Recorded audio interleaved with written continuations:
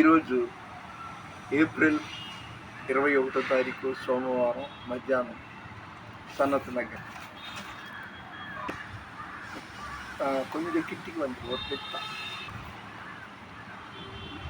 ఉదయకాల ప్రార్థన అంత మంచిది ఏది లేదు. నేను మీకు ఇచ్చే సందేశం ఏంటంటే, పొద్దున్నే అలారం పెట్టుకోండి. 3 లేదా 4, 5 దాటిని మాకు లేచిన తర్వాత దేని వైపు చూడకుండా, అది ఏమీ మాట్లాడకుండా మొట్టమొదట ప్రార్థన చేసుకుని అలా గంట సేపు కనీసం చేస్తే ఎంతో ఆశీర్వాదం.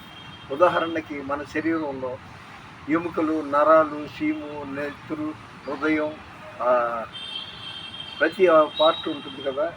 అది మొట్టమొదటి చదవాల్సింది ఏంటంటే 103వ కీర్తన. నా ప్రాణమా యెహోవాను సన్నుతించుము, నా అంతరంగముననున్న సమస్తమా ఆయన పరిశుద్ధ నామమును సన్నుతించుము. నా ప్రాణమా యెహోవాను సన్నుతించుము, ఆయన నీ దోషములన్నిటినీ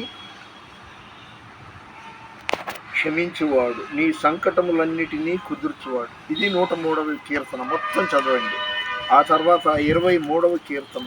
ఈరోజు మనం ఎక్కడికి నడవాలి, ఎలా వెళ్ళాలి, ఇది మొక్కుబడిగా పద్యం చదివినట్టు చదవకుండా, యెహోవా నా కాపరి, నాకు లేమి కలుగదు. లేమి అంటే దరిద్రం, రోగం, అశాంతి. అందుకనే యెహోవా నా కాపరి, నాకు లేమి కలుగదు.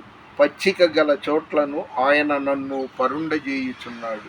శాంతికరమైన జలముల యొద్ద, అంటే ఒక కాపరి తన గొర్రెల్ని ఆహారం ఉన్న చోటికి తీసుకెళ్తాడు, నీళ్లు ఉన్న చోటికి తీసుకెళ్తాడు, అంతేగాని యాక్సిడెంట్ల వైపు, గొడవల వైపు తీసుకెళ్తాడు. కాబట్టి మనం ప్రార్థన ఇవి చదువుకున్న తర్వాత అప్పుడు మన వ్యక్తిగత ప్రార్థన చేసుకుంటే చాలా మంచిది.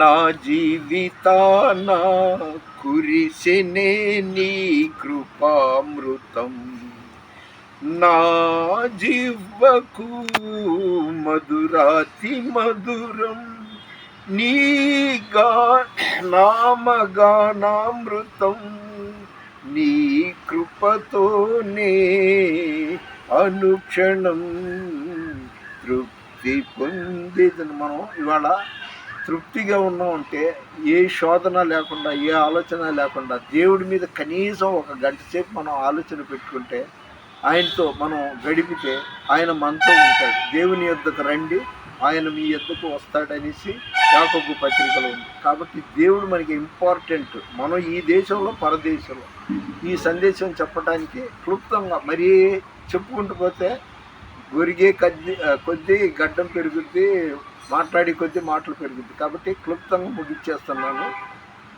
దయచేసి మీరు ఈ వీడియోని ప్లీజ్ లైక్ చేయండి, షేర్ చేయండి, సబ్స్క్రైబ్ చేయండి.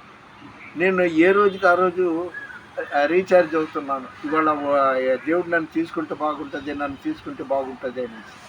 కానీ ప్రార్థనలో వెనుకబడ్డ వాళ్ళకి మాత్రం జరిగినన్నాళ్ళు బాగానే ఉంటుంది. సాగితే బండి, సాగకపోతే మొండి అన్నట్టు ఉంటుంది. మన వినికిడిలో దేవుడి కొన్ని మాటలు దీవించునుగాక. ఈ వీడియో చూస్తున్న మిమ్మల్ని, మీ కుటుంబాన్ని దేవుడు సమృద్ధిగా దీవించునుగాక. దేవుని పరిచర్యలో మీ రత్నం ఫ్రాన్సిస్. God bless you.